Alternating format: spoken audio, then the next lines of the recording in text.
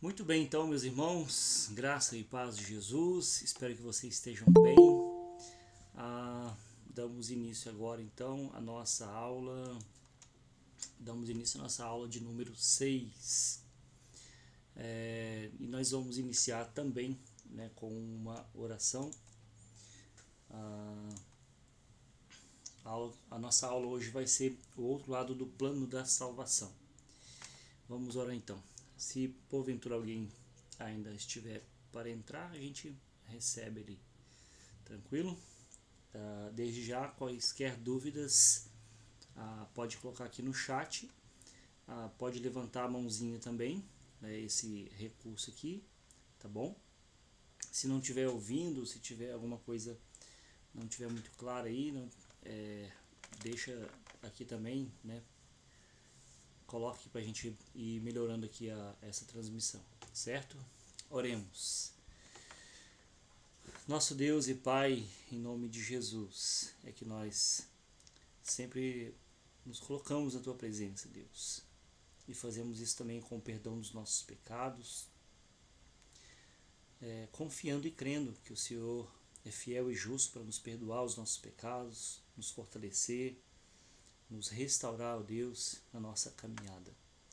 Obrigado mais uma vez por esse tempo que nós temos a possibilidade de estudar a Sua palavra juntos, ó Deus, mesmo que distantes geograficamente, fisicamente uns dos outros, mas por esse meio tecnológico o Senhor nos possibilita ter acesso, Pai, a esse estudo, a essa orientação, e que possamos sempre, ó Deus, aproveitar essas oportunidades que temos de crescer em graça, em conhecimento da Tua palavra, Deus. Nunca nos esquecendo que, acima de tudo, a comunhão, ó Pai, é precioso, Deus. O Senhor nos salvou para vivermos em comunhão. Então nos dê a graça de, dentro das nossas possibilidades, limitações, buscar viver em comunhão uns com os outros, Pai. Principalmente quando o Seu povo se reúne para Te adorar, ó Deus. Oramos assim a Deus, agradecido, pedindo a Tua orientação no decorrer dessa aula, Deus. E também, o Pai, me recordo agora também, e quero colocar diante do Senhor a vida da Sara, a filha dos nossos irmãos Vanessa e Márcio, que está internada, Deus. Que as Tuas mãos estejam sobre a vida dessa pequenina, Pai, dessa criança tão amável, em nome de Jesus. Que o Senhor possa visitá-la, Deus. Que o Senhor possa dar consolo, orientação aos pais e todos aqueles que estão envolvidos nesse processo para cuidar da Sara, Deus. Em nome de Jesus que nós oramos. Amém. Pois bem, vamos lá então, meus irmãos. O nosso texto base está em Efésios, capítulo 1, versículos 3 a 14. Convido vocês a abrirem comigo suas Bíblias. Efésios, capítulo 1, versículos 3 a 14. Lembrando que eu coloquei ali no grupo, né, a importância de quem vai fazer a profissão de fé, de quem vai ser recebido como membro da igreja, né, a participação, não só nas aulas, bem como também no culto, né? Isso porque o curso ele é muito informativo, né, instrutivo ali no que diz respeito às questões que nós cremos. Mas é importante que aqueles que vão se tornar membros, vão fazer profissão de fé, vão ser batizados, né, estejam participando. Até a Clara ali de Taió, né, perguntou se tinha necessidade de participar do culto aqui em Taió. Não, não tem necessidade. Aliás, aqui em Rio do Sul, né, onde nós estamos aqui, não há essa necessidade, né, até porque a gente tem justamente esse grupo lá em Taió para atender essa demanda. E, né, desde já coloco aqui para que os irmãos possam orar. É o desejo da nossa igreja que ali em Taió a gente possa plantar de fato uma igreja, né? Bem como também outras cidades aqui do Alto Vale, né? Agora é claro que a gente entende também que existem algumas limitações, né? É o caso de os nossos irmãos de Pouso Redondo, de Ituporanga, né? A Lauriene ali, né? O Ederson, que estão com bebês, né? Estão com o bebê novinho ali, recém-nascido. Né? Então, a orientação que eu coloquei no grupo ali é justamente para que a gente possa se atentar para isso, a necessidade de congregar, né, ao mesmo tempo que a gente participa dessas aulas. Mas vamos lá então, Efésios capítulo 1, versículos 1 a 3, e tem o tema da nossa aula é o outro lado do plano da salvação. Bendito Deus e Pai de nosso Senhor Jesus Cristo, que nos tem abençoado com toda sorte de bênção espiritual nas regiões celestiais em Cristo, assim como nos escolheu nele antes da fundação do mundo, para sermos santos e irrepreensíveis perante ele. E em amor nos predestinou para ele, para a adoção de filhos por meio de Jesus Cristo, segundo o beneplácito de sua vontade, para louvor da glória de sua graça, que ele nos concedeu gratuitamente no amado, no qual temos a redenção pelo seu sangue, a remissão dos pecados, segundo a riqueza da sua graça. Segundo a riqueza da sua graça, que Deus derramou abundantemente sobre nós, em toda sabedoria e prudência, desvendando-nos o mistério da sua vontade, segundo o seu beneplácito, que propusera em Cristo, de fazer convergir nele, na dispensação da plenitude dos tempos, todas as coisas, tanto as do céu como as da terra. Nele, digo, no qual fomos também feitos herança, predestinados segundo o propósito daquele que faz todas as coisas conforme o conselho da sua vontade, a fim de sermos para louvor da sua glória. Nós, os que de antemão esperamos em Cristo, em quem também vós, depois que ouvistes a palavra da verdade, o evangelho da vossa salvação, tendo nele também crido, fostes selados com o Santo Espírito da promessa, o qual é o penhor da nossa herança, até ao resgate de sua propriedade, em louvor da sua glória. Então esse texto é um texto muito rico no que diz respeito a essa questão da baixo volume. Deixa eu ver se eu consigo aumentar aqui. Esse texto é muito importante no que diz respeito a essa questão da nossa eleição, né, da salvação que nós temos em Cristo Jesus. Vou colocar o outro fone aqui, talvez eu consiga. Talvez fique melhor. Se tiver baixo, continuar baixo, me fala aqui que eu aumento um pouco mais. Por que é um texto muito importante? É um texto importante porque, se você observar, vai ter muitas expressões se referindo a Deus. Tudo é para Deus, né? Bendito Deus e Pai de nosso Senhor Jesus Cristo. E logo no início ele já traz essa ideia no versículo 4 de como ele nos escolheu antes da fundação do mundo, né? E essa doutrina que a gente vai trabalhar aqui de forma resumida é muito importante para nós que seguimos essa teologia reformada, teologia calvinista, né, ou escatologia calvinista. Eu acho que o Ivan trabalhou um pouco disso semana passada, né, sobre essa questão de escatologia, soterologia, perdão. Soterologia, que é a doutrina da salvação. Então, a doutrina da salvação, dentro da visão calvinista, ela se baseia na soberania de Deus. Ou seja, Deus é aquele que é soberano e, como soberano, ele salva quem ele quer, como ele quer, quando ele quer, né? E cabe a nós, que somos salvos, glorificar a Deus por isso, né? Por quê? Porque nós olhamos para nós mesmos e pensamos assim, poxa vida, eu não tenho nenhum mérito que Deus possa dizer, eu escolhi ele por causa disso, daquilo. Então, se eu não tenho mérito, isso me leva a uma postura de agradecimento, né, louvor a Deus, né, porque ele me escolheu mesmo não tendo méritos. Então você pega aqui logo no versículo 4, assim como nos escolheu nele, né, quando? Antes da fundação do mundo. Então a escolha para a salvação, ela não ocorre depois que o mundo foi criado e nem depois que nós nascemos ou fizemos alguma coisa boa ou ruim. Ela acontece, essa escolha, essa eleição, antes da fundação do mundo. E aí depois no versículo 5, né, ele nos escolheu, nos predestinou para a adoção. Então esse é um outro termo muito importante. Eu gosto sempre de sublinhar ele na Bíblia, né, adoção. Isso porque as pessoas erroneamente, gostam de dizer que todos são filhos de Deus. Não, não é bem assim. Na verdade, todos são criados por Deus. Para ser filho de Deus, a pessoa se torna filho de Deus através desse processo de adoção.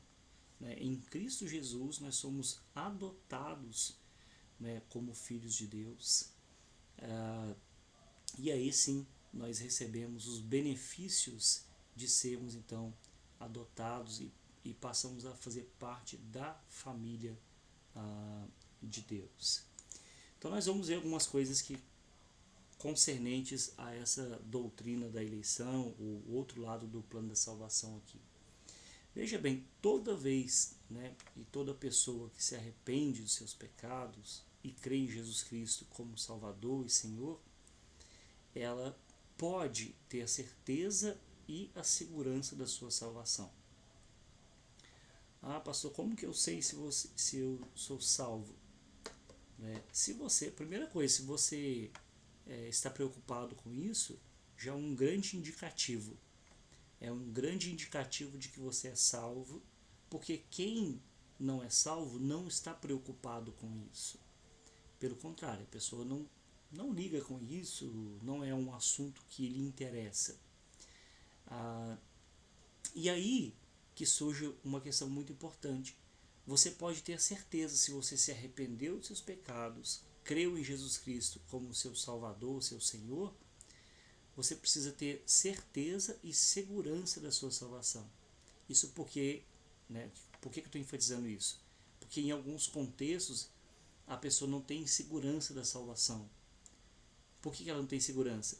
Porque ela pensa que a salvação é baseada naquilo que ela faz, ou seja, nos méritos dela.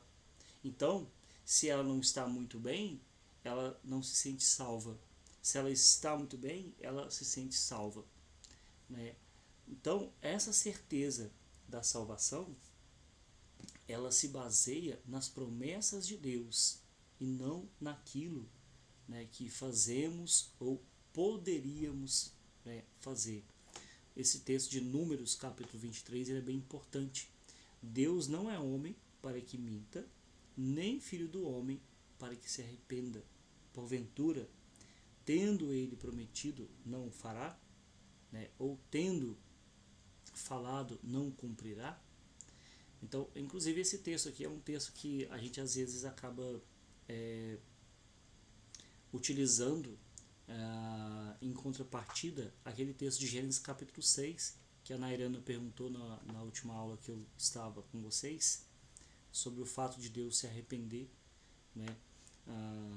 E eu até coloquei para vocês essa semana no grupo ali, né, que eu tive uma aula de um curso que eu estou fazendo, uma prova, e tinha justamente aquela questão ali de Deus ser imutável, né? Não, Deus ele não é homem para mentir, e ele não é também filho do homem para que ele se arrependa nesse sentido, né, que nós arrependemos quando fazemos coisas erradas. Então, quando Deus promete, ele fará, né? Ele faz, né? Ele cumpre as suas promessas. Só que, veja bem, as constantes exortações que a Bíblia faz aos homens para que se arrependam e creiam em Jesus, elas podem dar a ideia de que o homem é capaz de se arrepender e crer por si mesmo. A Bíblia ela tem, né, inúmeros textos onde nós somos chamados ao arrependimento e a crer em Jesus Cristo.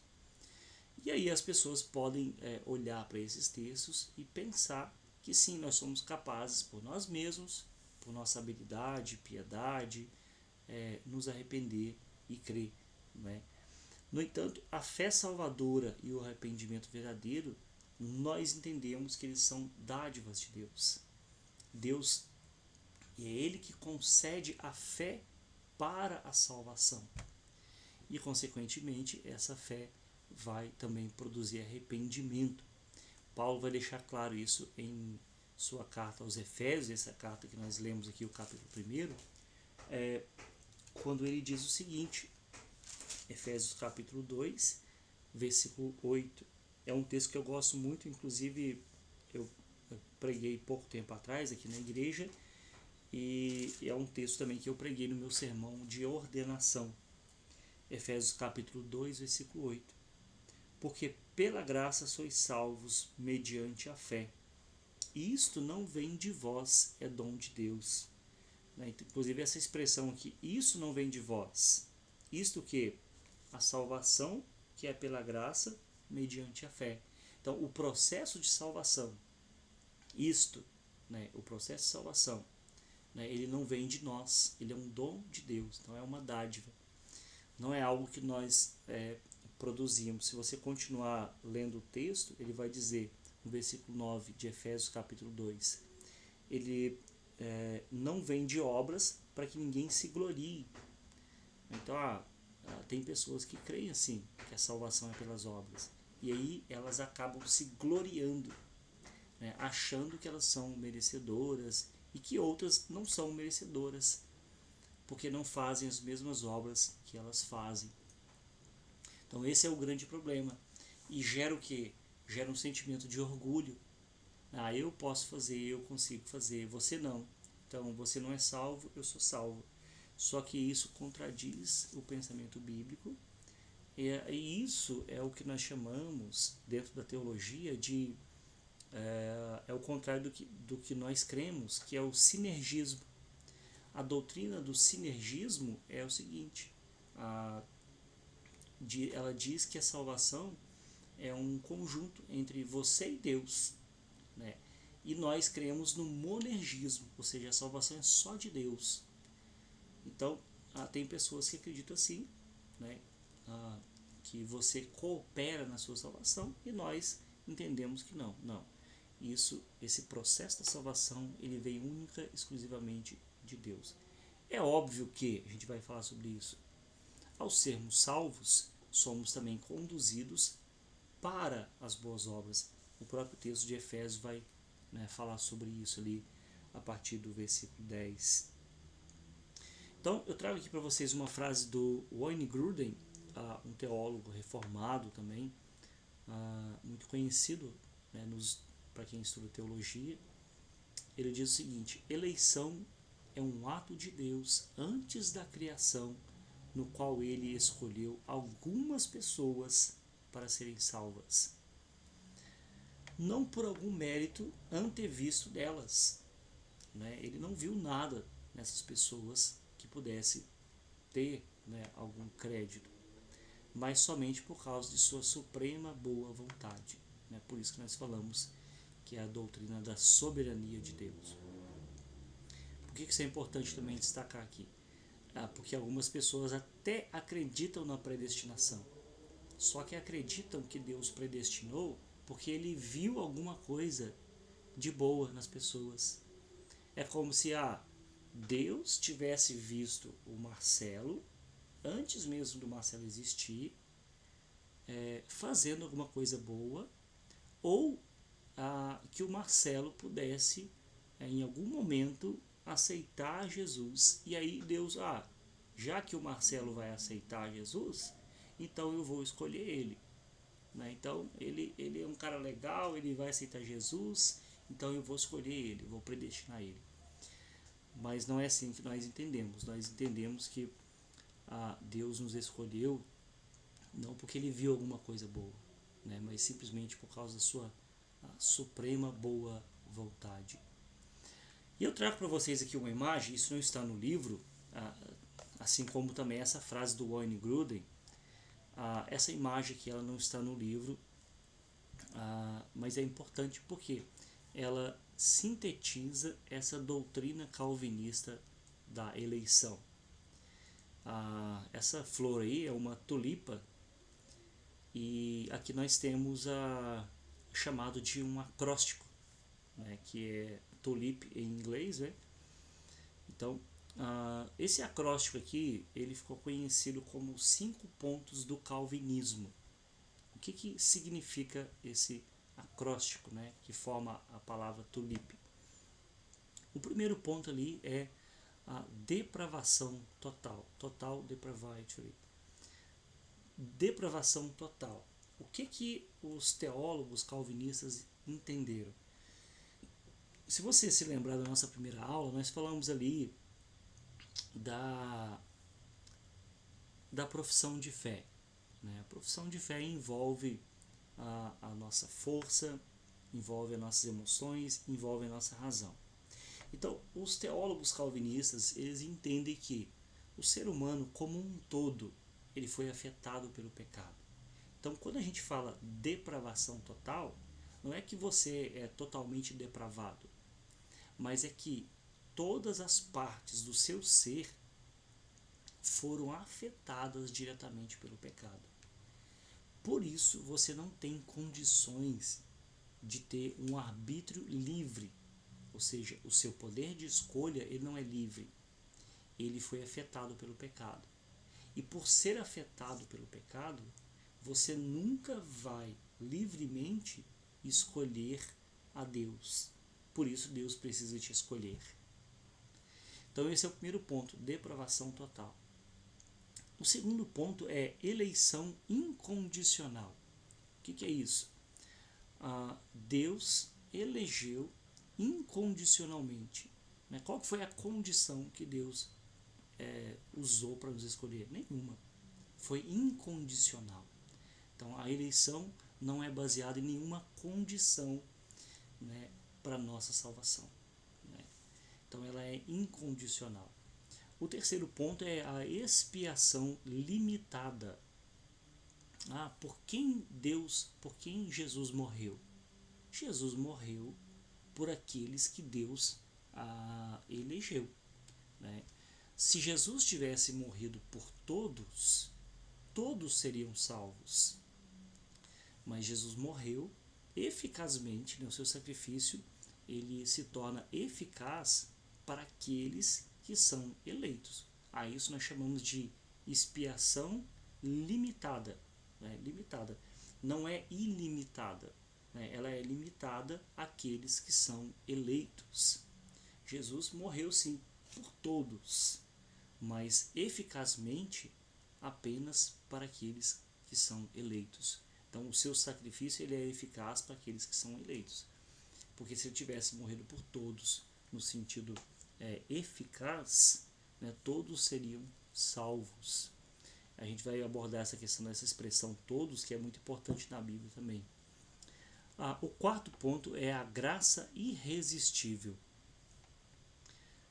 O que significa isso? A graça irresistível é que, como Deus nos elegeu antes da fundação do mundo, nós não conseguimos resistir ao chamado de Deus.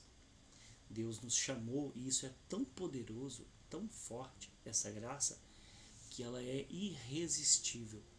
Sim, a gente pode, em algum momento, rejeitar. Eu mesmo poderia compartilhar várias experiências, só que em um dado momento, né, é como se Deus deixasse um certo limite para você transitar e dissesse o seguinte: agora não, acabou, né, chegou o momento.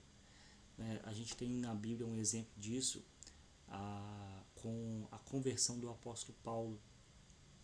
O apóstolo Paulo, narrando a sua conversão, ali em Atos, a partir do capítulo 21, 22 em diante, ele vai dizer que Jesus falou para ele: dura coisa é para você recalcitrar contra os aguilhões.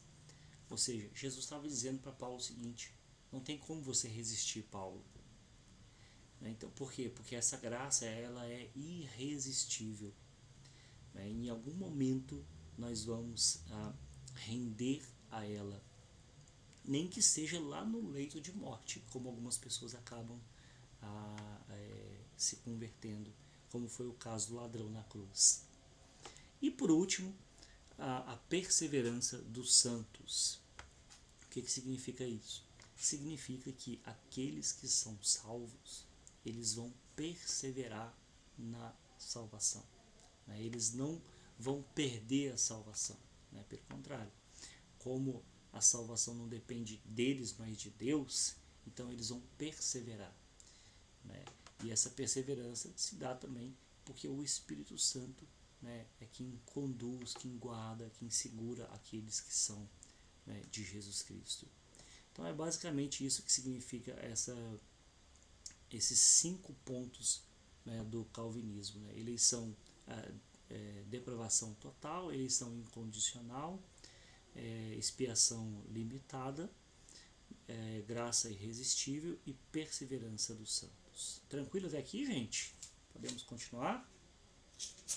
Muito bem, então vamos lá. O que diz a Confissão de Fé, né, de Westminster sobre essa doutrina?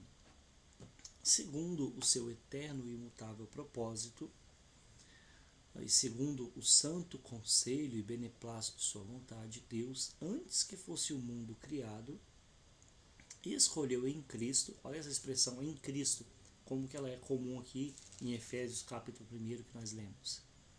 Escolheu em Cristo para a glória eterna dos homens que são predestinados para a vida, para o louvor de sua glória, graça, para o louvor da sua gloriosa graça.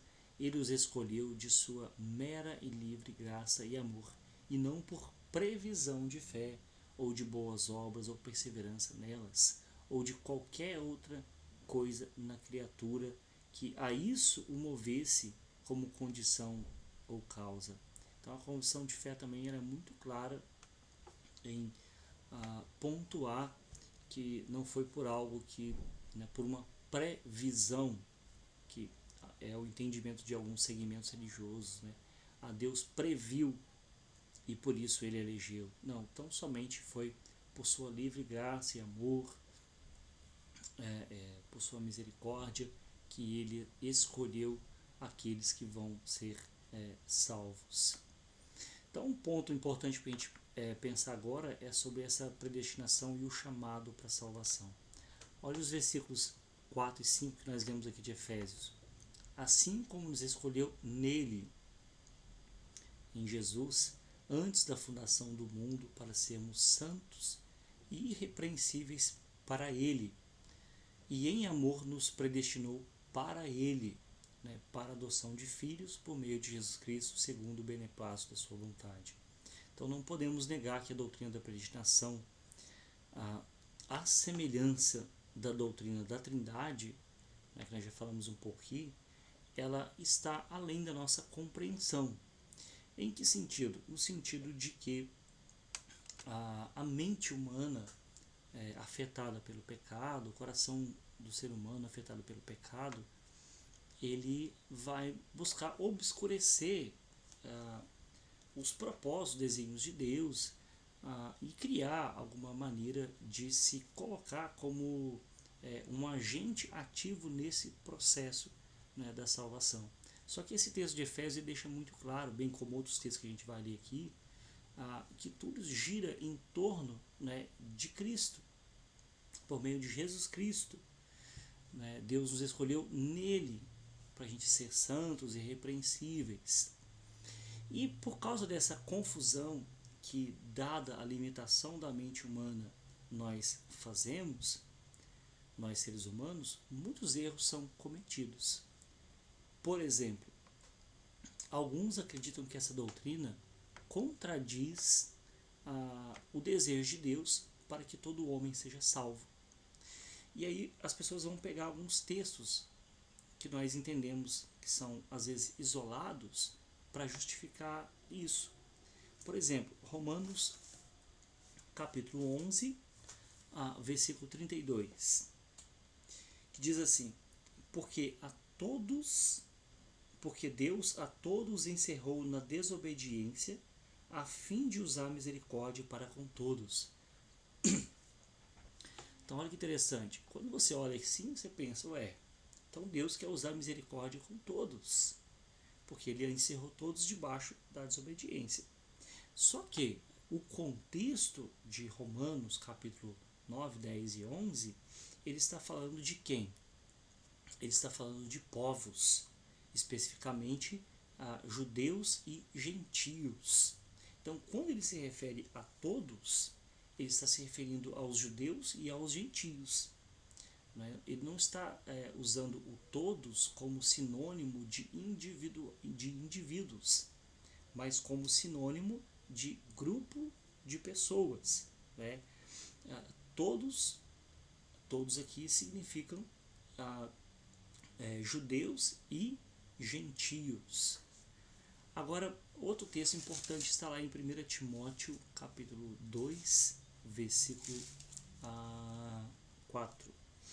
1 Timóteo, capítulo 2, versículo 4. Esse também não tem muito tempo, eu estava vendo uma discussão na internet justamente sobre esse texto aqui. 1 Timóteo, capítulo 2, versículo 4. Diz assim, vou ler o versículo 3 também. Isto é bom e aceitável diante de Deus, nosso Salvador, o qual deseja que todos os homens sejam salvos e cheguem ao pleno conhecimento da verdade. Então olha que interessante. Deus deseja que todos os homens sejam salvos. Quando você lê esse texto isolado, você chega à conclusão de que a doutrina da predestinação contradiz o desejo de Deus. Só que se você voltar os versículos anteriores, você vai ver que todos aqui se refere a quem? Versículo 1. Antes de tudo, pois exorto que se use a prática de súplicas, orações, intercessões, ações de graças em favor de todos os homens. Aí agora no versículo 2 ele define quais são esses homens. Em favor dos reis e de todos os que se acham investidos de autoridade, para que vivamos vida tranquila e mansa, com toda piedade e respeito. Paulo está explicando a Timóteo, falando e especificando sobre esse contexto onde, quando essas pessoas são salvas, né, os reis, os que são investidos de autoridade, a gente tem uma vida tranquila. Então, é desejo de Deus que todas as classes de pessoas sejam salvas, inclusive esses que são autoridades, que naquele contexto perseguiam duramente, né, o povo de Deus.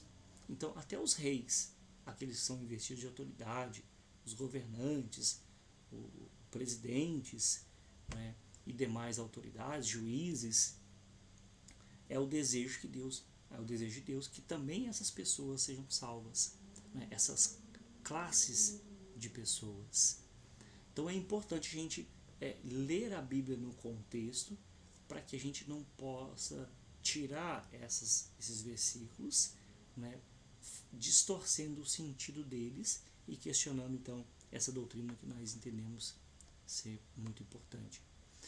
Outra questão importante, a eleição ela não é uma maldição. Né? Às vezes a pessoa, então, né, Deus escolhe uns para serem salvos e outros não ser salvos, então essa doutrina é uma maldição. Claro que não. Ela é uma expressão do amor de Deus. Né? O termo eleição ali é que gleomai significa que Deus escolheu tendo em vista o seu próprio interesse. Até porque Deus não tinha obrigação de escolher ninguém. Né? Mas ele... Por quê? Porque todos pecaram. Então, qual que é o salário do pecado? É a morte. Então, o que todos, né, tendo pecado, mereciam? O inferno. Mas Deus faz o que? Ele escolhe alguns para serem salvos. Então, a eleição é baseada na sua misericórdia, no seu amor. Né? Não é uma maldição de Deus. Outro ponto também, ele escolheu para si. Então, não há no eleito nenhum motivo ou razão para que Deus o tivesse escolhido. A salvação é um ato amoroso, incondicional e inexplicável de Deus. Isso que é importante a gente enfatizar também. Inexplicável por quê? Porque de fato você vai pensar, por que Deus me escolheu e não a outra pessoa? Não sabemos. É uma das primeiras perguntas que nós podemos fazer quando chegarmos lá na glória. Né? Dentro da, como ele é o soberano, eu não questiono, né? Eu só recebo, né, as suas ordens e eu as cumpro, pelo menos a gente busca viver conforme a tua vontade, né, a vontade de Deus. Nós só sabemos que é um ato amoroso, incondicional e também inexplicável. A gente não busca ir além daquilo que Deus não disse na sua palavra. Mas outras pessoas rejeitam também essa doutrina, afirmando que Deus é justo. Né? Então, se Deus é justo, ele não escolheria uns e deixaria outros. Só que vamos ver o que a Bíblia diz lá em Romanos. Romanos capítulo 9, 10 e 11 é um texto muito importante para a compreensão dessa doutrina. Romanos 9, versículos 14 e 15 diz assim: que diremos, pois? Essa carta, Paulo utiliza muito essa figura de linguagem, onde ele cria perguntas hipotéticas que alguém poderia levantar. Então, que diremos, pois? A injustiça da parte de Deus? Não, de modo nenhum. Aí ele vai utilizar lá o caso de Moisés, pois ele diz a Moisés: terei misericórdia de quem me aprover ter misericórdia, e compadecer-me-ei de quem me aprover ter compaixão. Aí o versículo 16 diz assim: assim pois não depende de quem quer ou quem corre, mas de usar Deus a sua misericórdia. Então, Deus é justo, então ele não deixaria alguns, escolheria uns, deixaria os outros. Olha, a Bíblia diz que isso não é de modo algum injustiça da parte de Deus.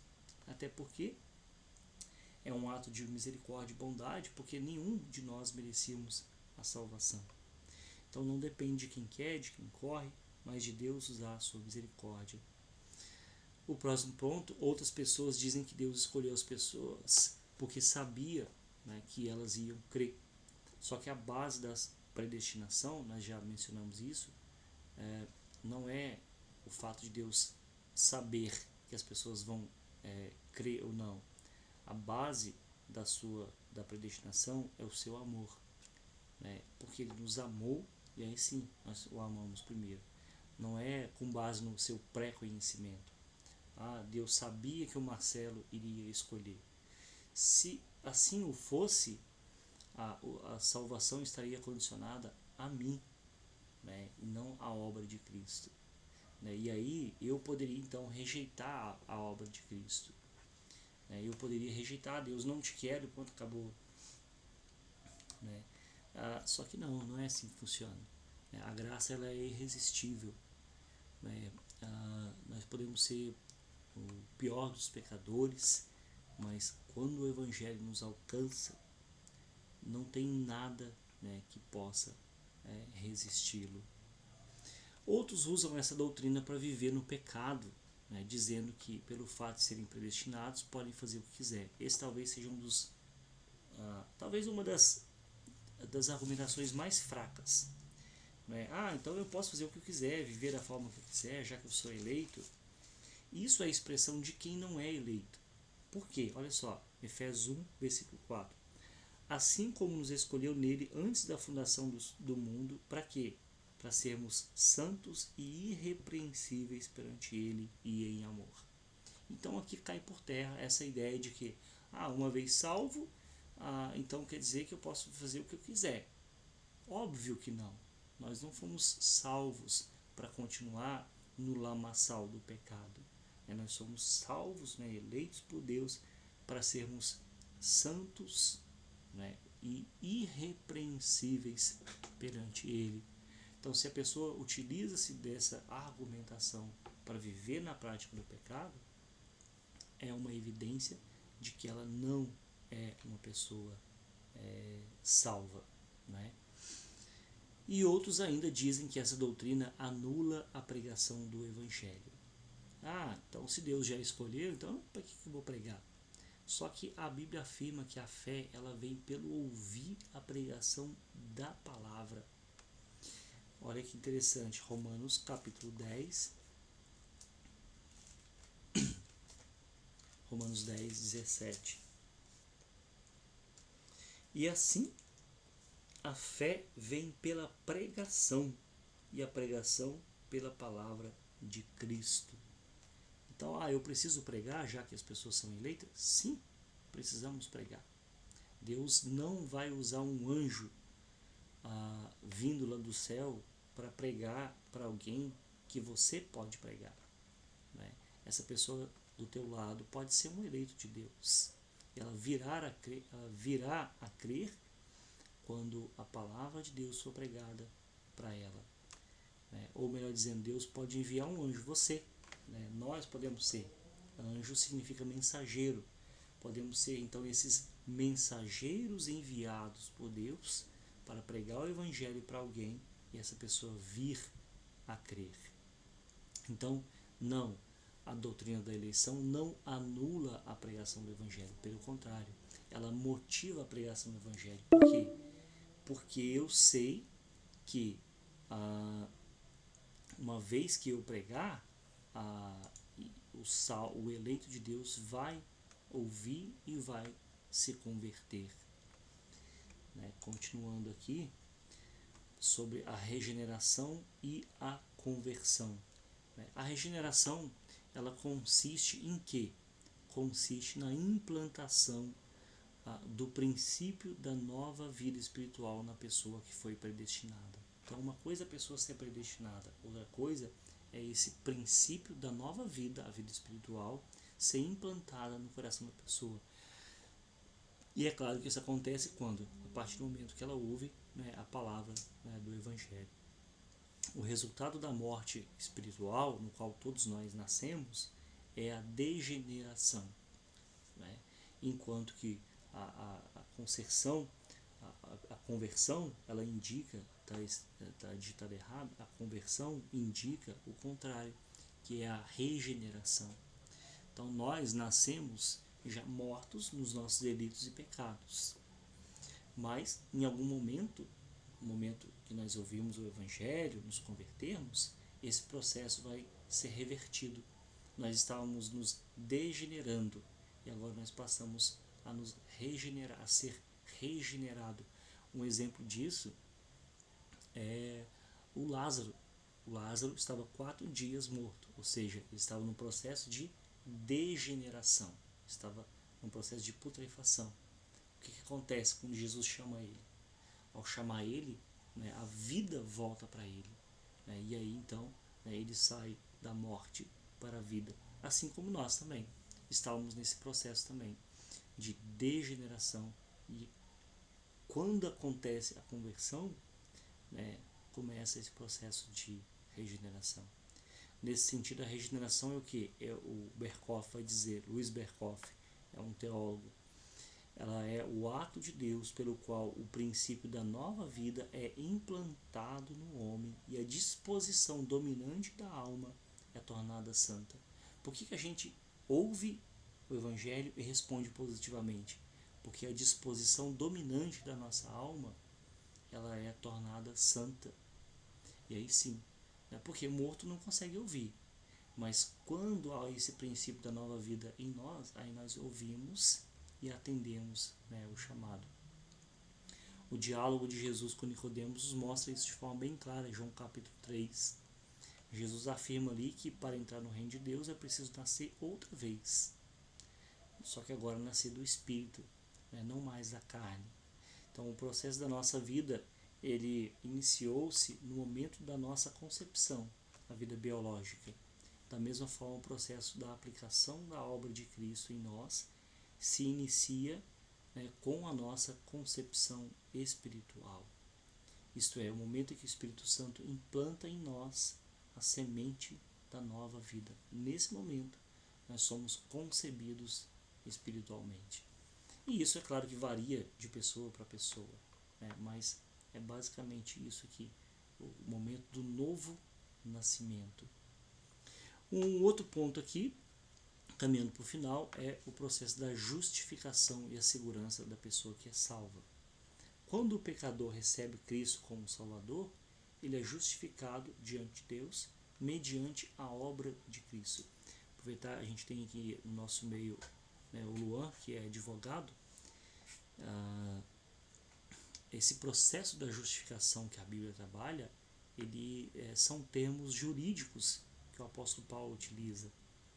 Então a justificação é um ato judicial de Deus, no qual ele declara com base na justiça de Jesus que todas as exigências da lei estão satisfeitas. Por quê? Porque se Deus exigisse de nós para a salvação tudo aquilo que a lei exige, ninguém poderia ser salvo. Porque se Tiago vai dizer, se nós pecamos, quebramos um mandamento, nós pecamos toda a lei. Então você pode guardar ali 9 mandamentos. Se você erra no 10º mandamento, você quebrou todos. E aí é claro que Jesus vai trazer o sentido pleno, né, dos mandamentos ali, principalmente no Sermão da Montanha, né, quando ele vai trabalhar aprofundando, né, vou dar um exemplo aqui. Ouviste que foi dito aos antigos, não matarás. Eu, porém, vos digo, se você se irá contra seu irmão, né, você já está se enquadrando naquilo que o mandamento exige.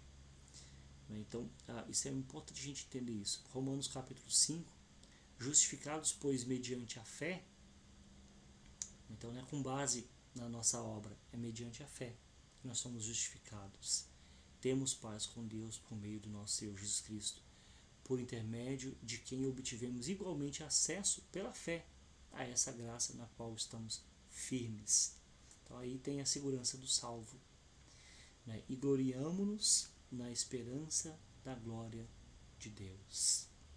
Então nós somos declarados justos. Não é que nós somos justos, mas é que nós somos declarados justos com base na justiça de Jesus Cristo, que satisfez todas as exigências da lei. Essa imagem aqui, ela é bem ilustrativa, está ali no site Voltemos ao Evangelho. Ela mostra esse processo da justificação pela fé, que está ali registrado em Romanos capítulo 3, versículos 21 a 26. Você vê que no centro você tem o quê? A cruz de Cristo. Cristo e sua cruz é a base da nossa justificação. Logo embaixo ali você tem a fé, não as obras. Os meios da nossa justificação se dão através da fé, e não das nossas obras. A fonte da nossa justificação lá em cima é Deus e a sua graça. Então, aqui é basicamente o processo da salvação sintetizado nessa imagem aqui, de forma bem didática, de forma bem clara. Depois eu vou postar ela no grupo do nosso grupo ali, para vocês terem acesso a ela ali e olharem com mais clareza. Talvez não esteja tão nítido aqui, tá bom? Então a justificação, contudo, não impede, veja bem, que o homem continue pecando. É possível sim que mesmo justificados a gente continue uma vez ou outra, pecando. Veja bem, eu não concordo muito com essa expressão aqui, mas é o que está no livro ali, todo ser humano é pecador. Em que sentido que eu não concordo? No sentido de que, uma vez que nós somos salvos, não somos mais pecadores.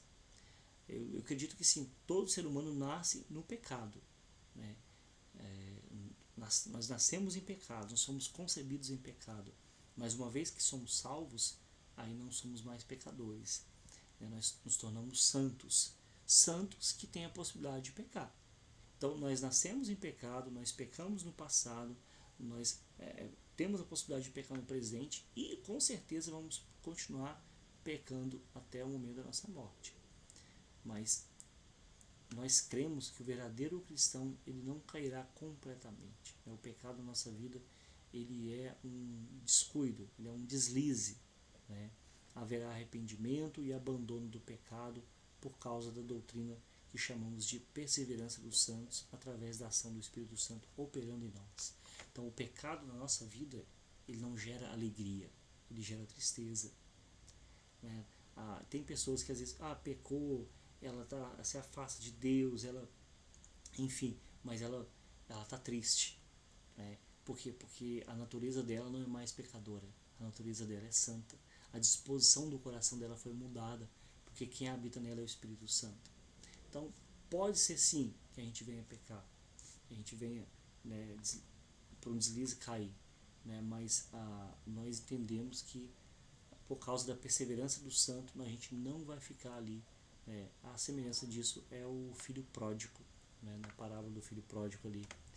Ele, dado o momento, pequei contra o céu e contra o meu pai.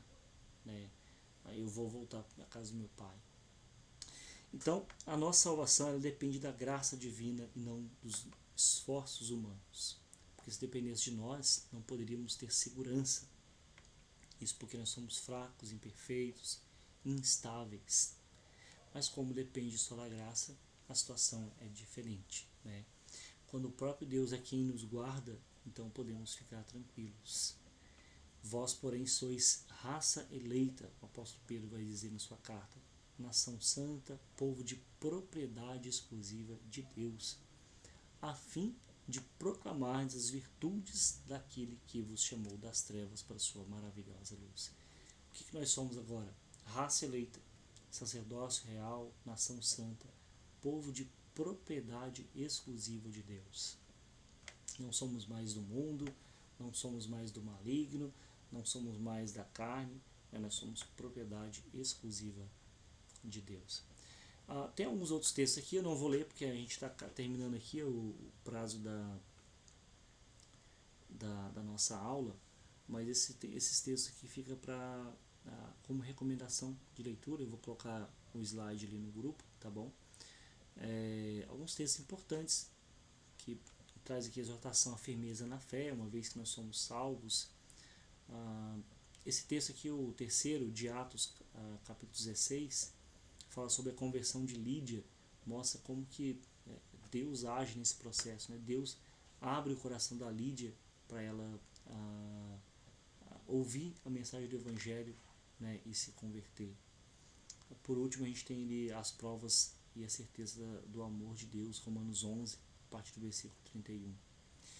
Então, que Deus nos dê a graça de compreender essa doutrina, que não é fácil, né, mas pelo poder e ação do Espírito Santo, nós podemos viver, sim, a certeza da salvação, que não depende de nós, mas exclusivamente da obra do Espírito Santo. Deixa eu finalizar aqui a apresentação para a gente encerrar e, se porventura houver alguma dúvida, a gente conseguir conversar. Tranquilo, gente? Falei bastante, né?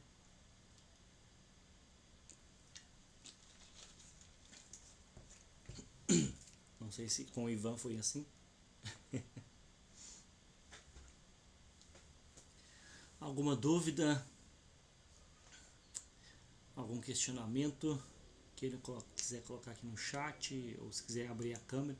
Aliás, eu até queria pedir para vocês, se puderem, abrir a câmera só para eu tirar um print aqui. Tem como? Dá uma jogada no cabelo de lado aí.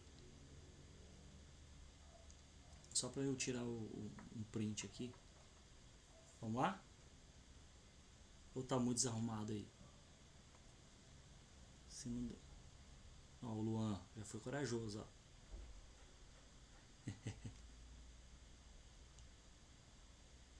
Se não der, não tem problema. Ó, tá feia a coisa. A Juliana. Aí o Gabriel aí, ó. Ô Luan, cadê a esposa? Tá melhor? Diana? Só o dedinho. Larissa, olha ali o Samuel. Tudo bom? Saudade de vocês? A Aline tá ali. Oi, pastor. Como vai? Bem. Que bom, bom te ver. E como que tá aí? Ué, tô com saudade de vocês, velho. Me convida aí pra ir tomar um café.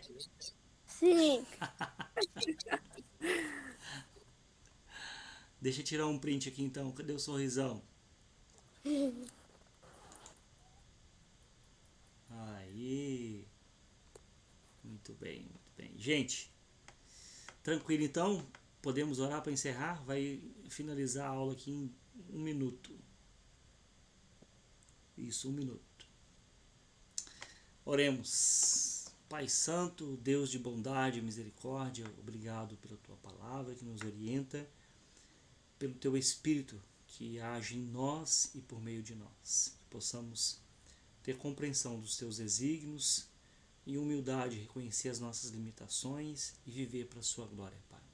Oramos assim agradecido por todos aqueles que participaram desse tempo, por aqueles que não puderam, que vão assistir depois dessa aula. Que o Senhor também os fortaleça, que o Senhor nos conduza sempre em graça diante do Senhor, ó Pai, para vivermos a Tua palavra em nome de Jesus. Amém. Abração, gente. Estamos terminando aqui a nossa aula aqui. Até a próxima.